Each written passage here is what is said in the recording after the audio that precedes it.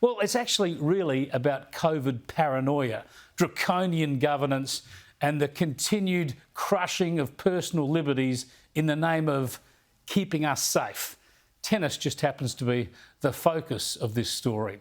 Novak Djokovic probably would have won more Grand Slam tennis titles than any other player in history, except he was booted out of Australia earlier this year in a confusing and politicised COVID management stunt, leaving Rafael Nadal to win the Australian Open.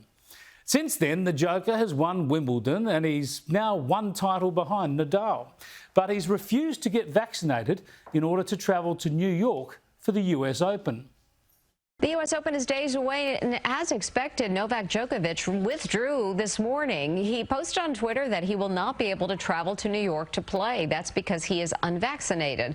The announcement was expected since foreign citizens not vaccinated against COVID aren't allowed to enter the country. And Djokovic said he won't get the shots even if it prevents him from playing. The U.S. Open starts Monday at Flushing Meadows in Queens.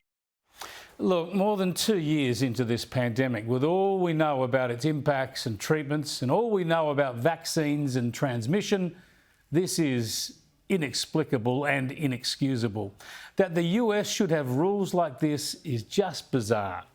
I think my favourite tennis player of all time summed this up pretty well. Excuse me? Look, you can't be serious, man. You cannot be serious!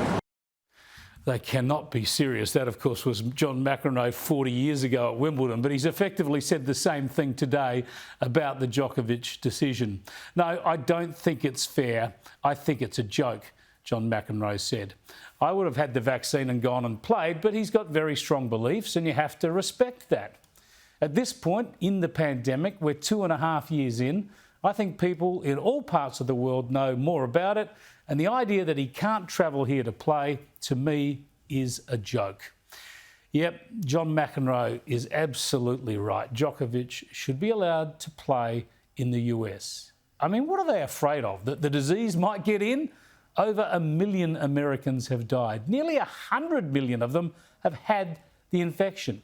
The vaccinated still get infected and they still transmit the disease, as you know. If Djokovic is a risk to anyone, he's a risk to himself. And I reckon at his age and his state of fitness, he might just back his chances. Look, you know what I would say? What I would say to the self-obsessed power trippers in the US bureaucracy, to the US politicians, to the COVID panic merchants, to the power grabbers and nanny staters. They are everywhere, even in the land of the free and the home of the brave. And what I would say to them is this. Excuse me?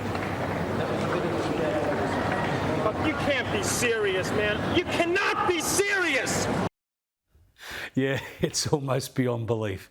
John McEnroe on the money again. Just let Djokovic in, let the bloke in and let him play the game.